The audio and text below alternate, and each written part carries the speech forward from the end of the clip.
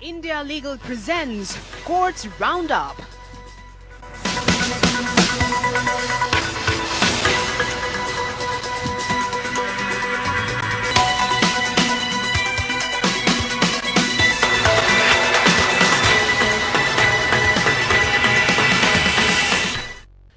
नमस्कार, मैं हूं आपके साथ रविंद्र सिंह। कोर्ट्स राउंडअप में आपका स्वागत है। इस बुलेटिन में अगले आधे घंटे में हम आपको कोर्ट से जुड़ी तमाम छोटी बड़ी खबरों से रूबरू करवाएंगे।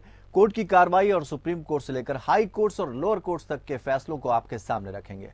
आगे बढ़ने से पहले एक नजर डालते हैं सुर्खियों पर। सुप्रीम कोर्ट की संवैधानिक बेंच ने केंद्र के नोटबंदी फैसले को ठहराया सही। कहा, प्रक्रिया या उद्देश्य में कोई गलती नहीं थी, सरकार ने की थी आरबीआई के साथ मंत्रणा। जस्टिस नागरत्ना ने नोटबंदी को बताया गैर कानूनी। कहा, कानून बनाकर करनी चाहिए थी नोटबंदी।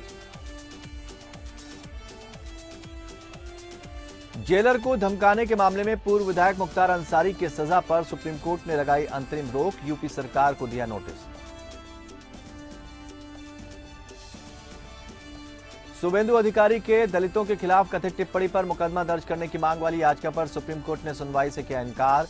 टीएमसी मंत्री हांसदा को हाईकोर्ट जाने को कहा। 2008 मालेगांव धमाका मामले में बॉम्बे हाईकोर्ट से श्रीकांत पुरोहित को झटका। खारिज की गई आरोप मुक्त करने की याचिका।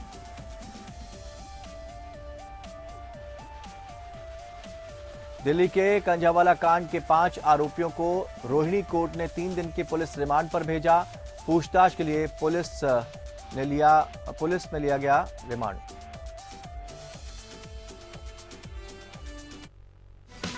India Legal presents Courts Roundup.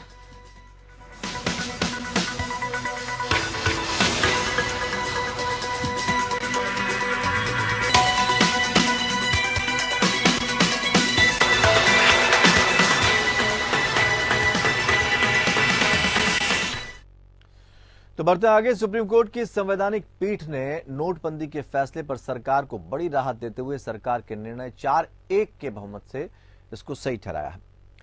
Supreme court ने साफ कहा कि इसमें कोई त्रुटि नहीं थी। पीठ ने बहुमत से माना है कि निर्णय लेने की प्रक्रिया या उद्देश्य में कोई गलती नहीं थी, भले ही वो उद्देश्य पूरा हुआ हो या ना हुआ हो। याचिकाकर्ताओं ने मुख्य रूप से दलील रखी थी कि आरबीआई एक्ट के सेक्शन 26 उपधारा 2 का पालन नहीं किया गया था। इसी के तहत आरबीआई को नोट बदलने का अधिकार मिलता है। कोर्ट ने कहा कि आरबीआई के पास नोटबंदी लाने के लिए कोई स्वतंत्र शक्ति नहीं है। संविधान और आरबीआई एक्ट ने केंद्र सरकार को नोटबंदी का अधिकार दिया है। आरबीआई अकेले नोटबंदी का फैसला नहीं कर सकता। वहीं जस्टिस बीवी नागरत्ना ने नोटबंदी को गैर कानूनी बताया। उन्होंने कहा कि नोटबंदी का फैसला केंद्र की अधिसूचना के जरिए न होकर विधेयक के जरिए होना चाहिए था। ऐसे महत्वपूर्ण फैसलों को संसद के सामने रखना चाहिए था। सब कुछ केंद्र सरकार की इच्छा के मुताबिक हुआ।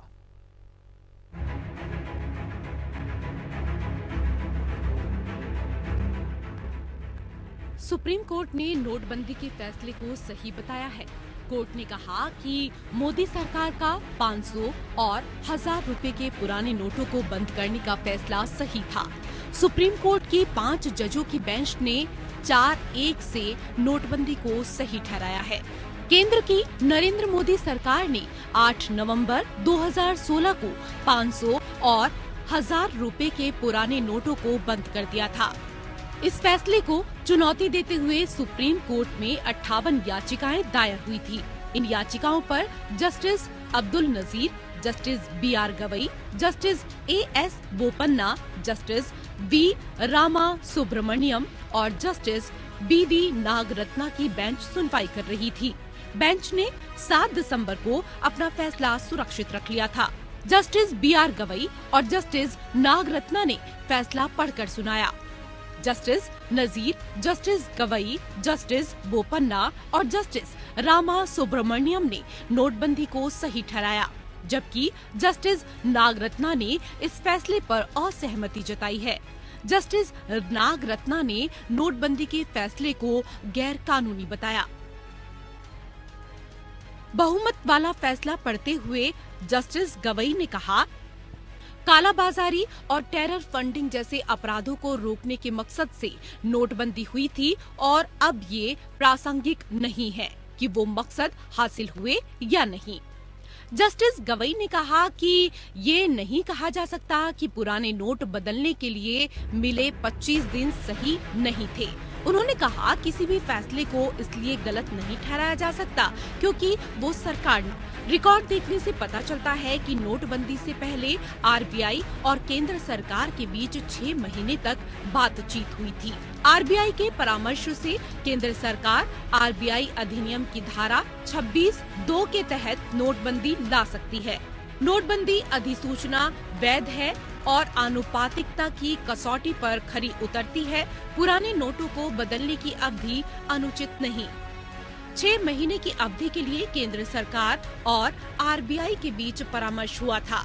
नोटबंदी लाने के लिए उचित तालमेल हुआ। केंद्र को उपलब्ध शक्ति का मतलब यह नहीं हो सकता कि यह केवल बैंक नोटों की विशिष्ट श्रृंखला के संबंध में है।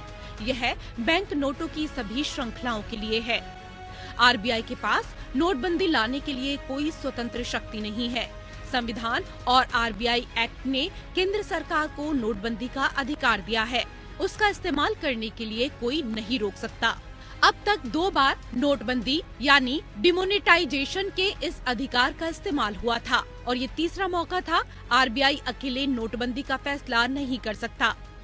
सुप्रीम कोर्ट की 5 जजों की पीठ में से केवल एक जज जस्टिस बीवी नागरत्ना ने नोटबंदी को गैरकानूनी कहा।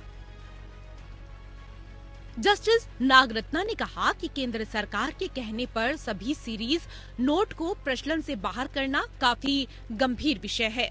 जस्टिस नागरत्ना ने कहा कि नोटबंदी का फैसला केंद्र सरकार की अधिसूचना के जरिए न होकर विधेयक के जरिए होना चाहिए था। ऐसे महत्वपूर्ण फैसलों को संसद के सामने रखना चाहिए था। जस्टिस नागरत्ना ने कहा कि आरबीआई द्वारा दिए गए रिकॉर्ड से ये साफ होता है कि रिजर्व बैंक द्वारा स्वायत्त रूप से कोई फैसला नहीं लिया गया, बल्कि सब कुछ केंद्र सरकार की इच्छा के मुताबिक हुआ। नोटबंदी करने का फैसला सिर्फ 24 घंटे में ले लिया गया।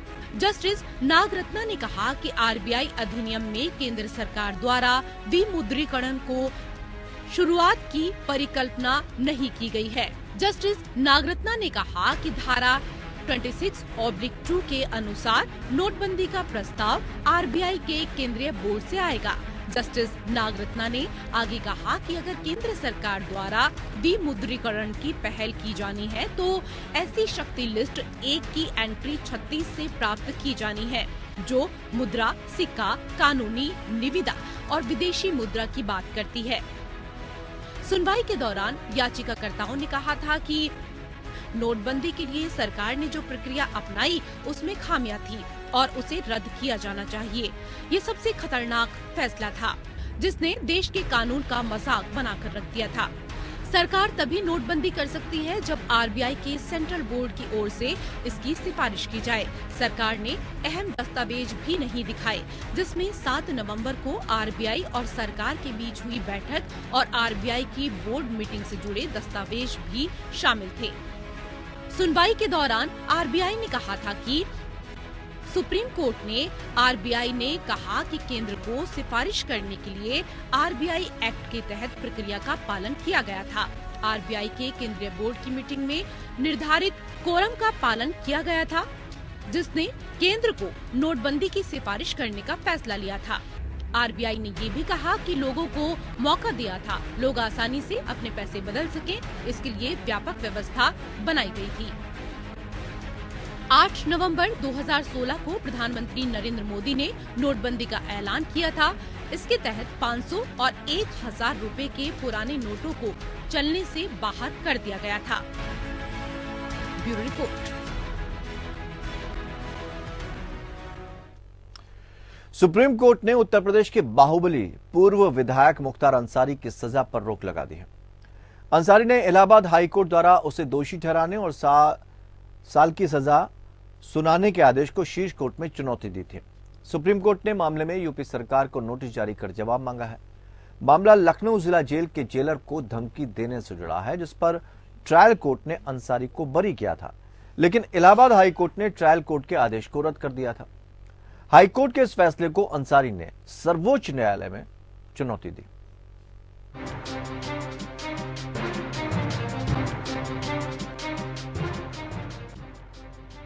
बाहुबली मुख्तार अंसारी को सुप्रीम कोर्ट से बड़ी राहत मिली है। 2003 में लखनऊ जेल के जेलर को धमकाने और हत्या के प्रयास मामले में हाई कोर्ट से मिली 7 साल की सजा के आदेश पर सुप्रीम कोर्ट ने अंतरिम रोक लगाई है। इसी के साथ सुप्रीम कोर्ट ने उत्तर प्रदेश सरकार को नोटिस जारी किया है। हालांकि सुप्रीम कोर्ट के इस आदेश के बावजूद मुख्तार अंसारी को फिलहाल अपने खिलाफ चल रहे दूसरे मामलों के चलते जेल में ही रहना पड़ेगा। न्यायमूर्ति BR गवई और न्यायमूर्ति विक्रमनाथ की पीठ ने अंसारी द्वारा उन्हें दोषी ठहराए जाने के उच्च न्यायालय के आदेश के खिलाफ दायर अपील पर यह आदेश पारित किया। हाईकोर्ट ने 21 सितंबर को मुख्तार अंसारी को मामले में बरी करने के निचली अदालत के आदेश को रद्द कर दिया था और उन्हें धारा 353 सरकारी कर्मचारी को कर्तव्य निर्वहन से रोकने के लिए हमला या आपराधिक बल 504 के तहत दोषी पाया था। अंसारी 6 चुनावों में मऊ से विधायक चुने गए थे। हाईकोर्ट ने पूर्व विधायक को धारा 353 के तहत अपराध के लिए 2 साल के सश्रम कारावास और 10,000 रुपए का जुर्माना और धारा 504 के तहत अपराध के लिए 2 साल की जेल और 2,000 रुपए के जुर्माने की सजा सुनाई थी। अदालत ने धारा 506 के तहत अपराध के लिए अंसारी को 7 साल की जेल और 25,000 रुपए का जुर्माना भी लगाया था। यह मामला 2003 का है, जब लखनऊ जिला जेल के जेलर SK अवस्थी ने अंसारी से मिलने आए लोगों की तलाशी लेने के लिए धमकी देने का आरोप लगाते हुए आलमबाग पुलिस थाने में प्राथमिकी दर्ज कराई थी। अवस्थी ने यह भी आरोप लगाया कि अंसारी ने उन पर पिस्तौल तान दी और उनके साथ दुर्व्यवहार किया। इलाहाबाद हाईकोर्ट के आदेश को अंसारी ने सुप्रीम कोर्ट में चुनौती दी थी। इलाहाबाद हाई कोर्ट की लखनऊ खंडपीठ ने अंसारी को 21 सितंबर 2022 को सजा सुनाई थी। उन्हें एक जेलर को रिवॉल्वर दिखाकर धमकाने का दोषी माना गया था। हाईकोर्ट ने निचली कोर्ट द्वारा अंसारी को दोष मुक्त करने के आदेश को पलटते हुए बाहुबली पूर्व विधायक को सजा सुनाई थी। ये मामला 2003 का है। तब लखनऊ के जिला जेलर SK अवस्थी ने आलमबाग थाने में FIR दर्ज करा कर आरोप लगाया था कि अंसारी ने उन्हें धमकी दी थी। पूर्व विधायक अंसारी वर्तमान में बांदा जेल में बंद हैं। हाईकोर्ट ने अंसारी को दोषी ठहराते हुए कहा था कि उसकी एक खूंखार अपराधी और माफिया डॉन के रूप में प्रतिष्ठा है, जिसके खिलाफ जघन्य अपराधों के 60 से अधिक मामले दर्ज हैं। Bureau report. Paschim Bangal BJP नेता शुवेंदु अधिकारी के खिलाफ कथित SC और ST टिप्पणी करने के मामले में मुकदमा दर्ज करने की मांग वाली याचिका पर सुप्रीम कोर्ट ने सुनवाई से इनकार कर दिया है। वैसे CJI ने याचिकाकर्ता को कलकत्ता हाई कोर्ट के समक्ष लंबित सुनवाई में हस्तक्षेप याचिका के जरिए इस मामले में अपनी बात रखने की इजाजत दे दी है। सुनवाई के दौरान शुवेंदु अधिकारी की तरफ से वकील PS पटवालिया ने कहा कि अभी मामले पर सुनवाई हाई कोर्ट में लंबित है। उन्होंने कहा कि याचिकाकर्ता TMC सरकार में मंत्री हैं और यह याचिका राजनीति से प्रेरित है। इतना ही नहीं, रोज एक नया मुकदमा दर्ज किया जा रहा है। दरअसल पश्चिम बंगाल विधानसभा में विपक्ष के नेता शुवेंदु अधिकारी के खिलाफ राज्य के विभिन्न पुलिस थानों में दर्ज आपराधिक मामलों में कार्रवाई पर रोक लगाने के कलकत्ता हाईकोर्ट के आदेश के खिलाफ सुप्रीम कोर्ट में याचिका दाखिल की गई थी। आदिवासी नेता हांसदा ने अधिकारी के खिलाफ कथित टिप्पणी को लेकर अनुसूचित जाति और अनुसूचित जनजाति अत्याचार निवारण अधिनियम 1989 के तहत अधिकारी के खिलाफ शिकायत दर्ज कराई, जबकि सुप्रीम कोर्ट ने हस्तक्षेप करने से इनकार कर दिया। हाईकोर्ट ने आदेश दिया कि राज्य पुलिस हाईकोर्ट की अनुमति के बिना अधिकारी के खिलाफ कोई FIR दर्ज नहीं करेगी। इसके बाद पश्चिम बंगाल राज्य ने बंगाल के पश्चिम बर्धमान जिले में कंबल वितरण कार्यक्रम में भगदड़ के संबंध में अधिकारी के खिलाफ FIR दर्ज करने की स्वतंत्रता की मांग करते हुए सुप्रीम कोर्ट का दरवाजा खटखटाया।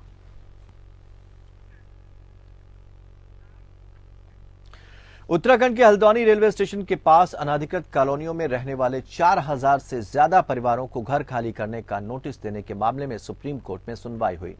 उत्तराखंड हाईकोर्ट के आदेश को दी गई चुनौती देते हुए विधायक सुमित हृदयेश ने मामले को CJI के समक्ष उठाया।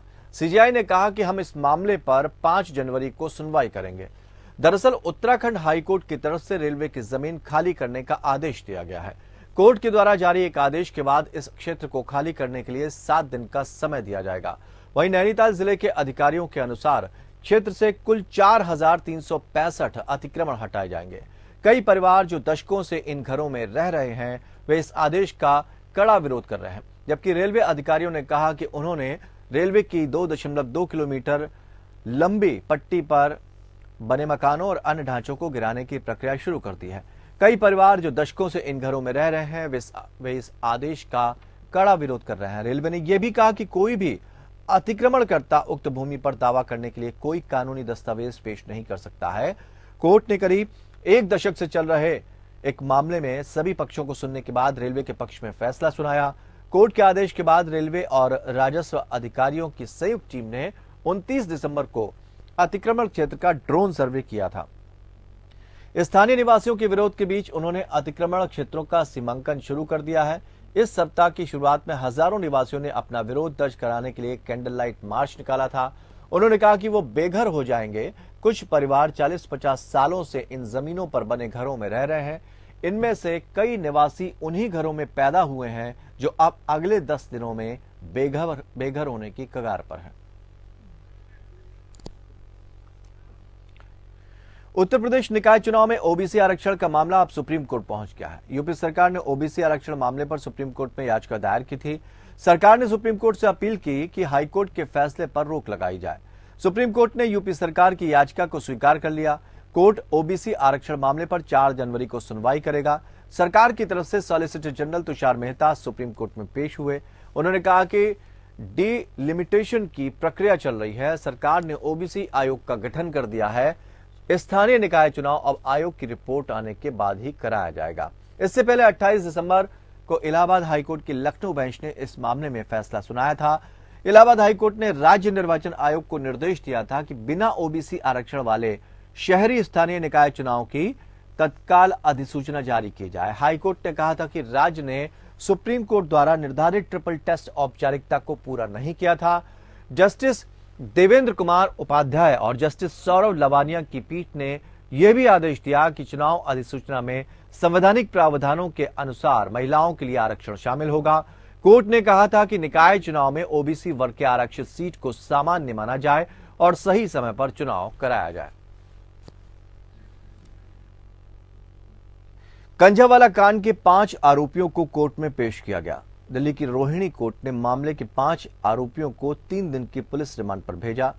कंझावला कांड के आरोपियों को रोहिणी कोर्ट के जज के चैम्बर में पेश कर पुलिस ने कहा कि घटना से जुड़े तथ्यों पर पूछताछ के लिए रिमांड की जरूरत है, जिसके बाद कोर्ट ने आरोपियों को 3 दिन की रिमांड पर भेज दिया। पुलिस के मुताबिक आरोपियों का ब्लड सैंपल लिया गया जिससे पुष्टि हो सके कि शराब पी गई थी या नहीं। पुलिस ने कहा कि पोस्टमार्टम के लिए बोर्ड बनाने की रिक्वेस्ट की गई है।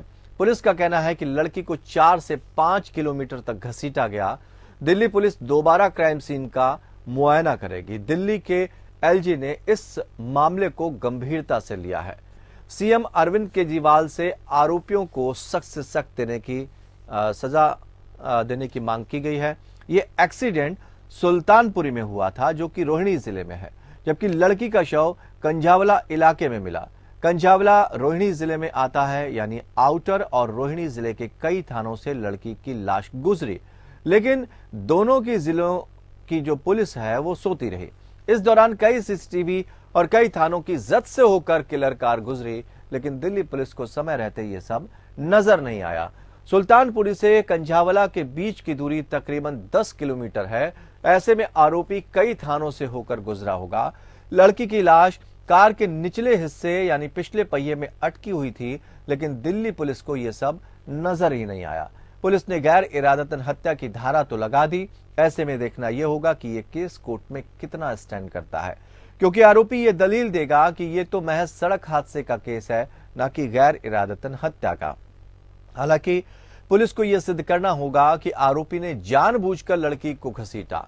दूसरा, आने वाले दिनों में यह मामला मर्डर के तहत भी दर्ज हो सकता है, क्योंकि आरोपियों को पता था कि लड़की कार के निचले हिस्से में फंस चुकी है और फिर भी वो लड़की को घसीट रहे थे।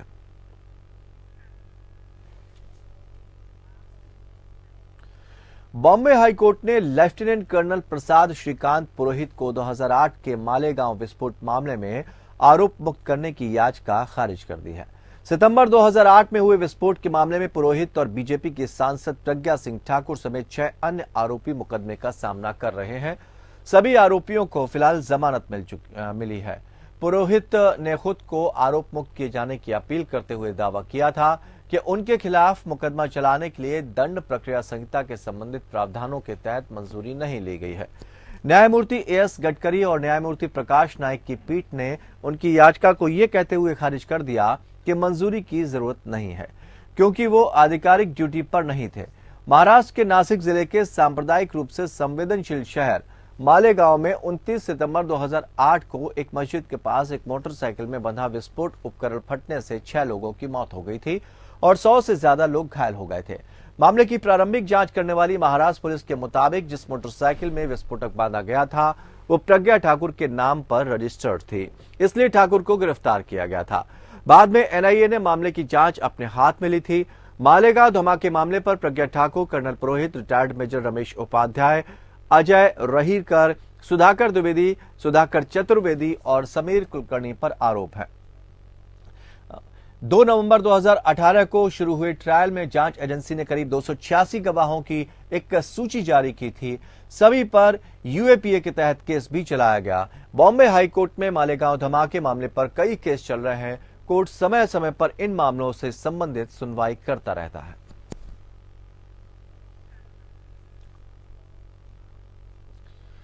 बॉम्बे हाई कोर्ट ने कहा है कि माहिम नेचर पार्क का तब तक विकास के लिए दोहन नहीं किया जा सकता है जब तक कि ये विकास योजना में नेचर पार्क के रूप में आरक्षित है। डिप्टी कलेक्टर और विशेष भूमि अधिग्रहण अधिकारी द्वारा स्पष्ट किए जाने के बाद कि नेचर पार्क को धारावी पुनर्विकास परियोजना से बाहर रखा गया है, एसीजेएसवी गंगापुरवाला की अध्यक्षता वाली खंडपीठ ने एनजीओ वन शक्ति और कार्यकर्ता जोरू भथेना की जनहित याचिका का निस्तारण किया। कोर्ट ने आदेश में कहा कि एफिडेविट विशेष रूप से और संक्षेप में बताता है कि माहिम नेचर पार्क यानी एमएनपी को डीआरपी से बाहर रखा गया है और इसे परियोजना के तहत विकसित नहीं किया जा रहा है। एमएनपी को विकास योजना में नेचर पार्क के आरक्षित के रूप में दिखाया गया है और कोई अन्य गतिविधि नहीं हो सकती है जब तक विकास योजना बनी रहती है। तब तक इसका उपयोग निश्चित रूप से किसी अन्य उद्देश्य के लिए विकसित नहीं किया जा सकता। एशिया की सबसे बड़ी झुग्गी बस्ती धारावी का पुनर्विकास 3 दशकों से विचाराधीन है। हालांकि हाल ही में अडानी समूह को परियोजना के लिए सबसे अधिक बोली लगाने वाला घोषित किया गया था। 2004 में धारावी को एक व्यापक एकीकृत परियोजना के रूप में विकसित करने का निर्णय लिया गया। माहिम नेचर पार्क 37 एकड़ है, जो मूल रूप से एसआरए परियोजना में शामिल था और भारतीय वन अधिनियम की धारा 29 और 30 के तहत संरक्षित वन घोषित है। याचिका में तर्क दिया गया कि क्योंकि माहिम नेचर पार्क एक अधिसूचित वन है, इसलिए धारावी अधिसूचित क्षेत्र में इसे शामिल करने का कोई सवाल नहीं उठता।